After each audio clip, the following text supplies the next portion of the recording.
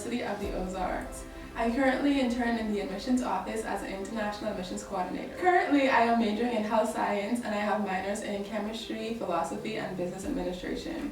Okay, so tell me why exactly you chose the Ozarks. I chose the Ozarks because it was affordable for my parents, also because they offered the programs that I wanted to study, and they had the Lance program, which allowed me to also minor in fields unrelated to my major. And finally, because my best friend Taran, she attended the university, and she gave them a good recommendation. Okay, so could you tell me how the transition was from the Bahamas coming all the way to Arkansas?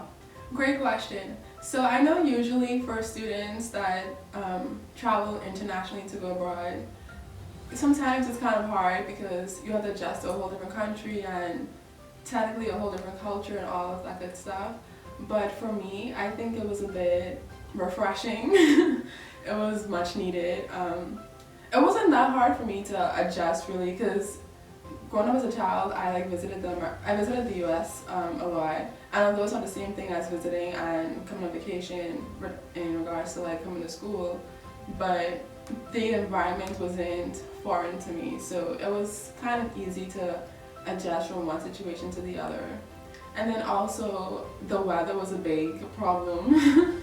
So back home in the Bahamas, it's always sunny and hot. Sometimes it rains, but it's never extremely cold weather or anything of that sort. But in Arkansas, it's totally different. One day it could be raining and 10 minutes later it's really sunny, or it could be cold in the morning and then it's really hot.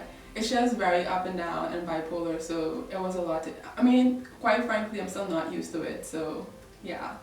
And then also too, I have two younger siblings, two younger sisters at that, and I have two older brothers as well. And I also have a lot of friends back home. So sometimes it's a bit overwhelming not having them here and not being able to spend time with them, or missing out on special holidays or birthdays and not being there to celebrate those special moments with them. So I kind of miss those stuff. Okay, so currently you're the International Admissions Coordinator. Can you tell me a bit about your job and some of the challenges you may face as being a student as well as having a job? Yes, so as an International Admissions Coordinator, I assist the admissions counselors with admitting international students. So typically in my day, I usually speak with the students, encouraging them to apply, if they have already applied, encouraging them to submit missing documents, if they've already submitted all their documents, and then I help them with the scholarship process. And once they've completed all of that, then we can move on to registration for courses and answering questions about the university and just giving them the assistance they need in order to move the application forward. On a normal day, I usually wake up for class about 8 o'clock in the morning to get ready, and then I head to class. So usually on a Monday, Wednesday, and Friday I have class at 8:30, but on Tuesday and Thursday I have class at 10. After class, I go home, cook breakfast, pack my lunch for work that day, and some snacks as well. Then I head out and I go to work. And then usually on Monday, Wednesdays, and Fridays, I work from about 11 to 4. And then after work, I head home again and I change for the gym, and I go to the gym for 5